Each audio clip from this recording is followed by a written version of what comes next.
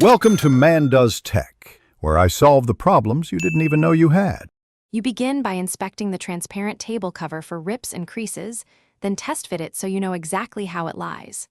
Once fitted, clean both cover and table with a mild cleaner and a soft cloth to remove dust. This helps adhesives hold. If edges curl, heat them briefly with a hairdryer on low. Move constantly to avoid warping. Make small alignment marks and use clips to keep the cover steady while you prepare to trim or secure it. Once the cover is fitted, place it on a flat surface and trim excess in small increments so you don't cut too much. You can always remove more. Next, secure edges. Choose double-sided tape for removable holds, hem tape with an iron for permanent seams, or use a heat seal tool for factory-style edges. Make sure to press firmly and smooth from center outward so air and bubbles escape. If wrinkles linger, reapply gentle heat while smoothing with a cloth to finish cleanly.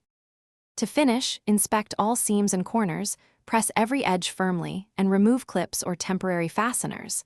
Clean any adhesive residue with a mild solvent if needed. If bubbles or lifted edges reappear, lift the affected area, smooth toward the edge, and reapply tape or add temporary weight until the bond cures. You're aiming for even contact. If a crease won't flatten, lay the cover flat under a heavy, breathable weight for 24 to 40.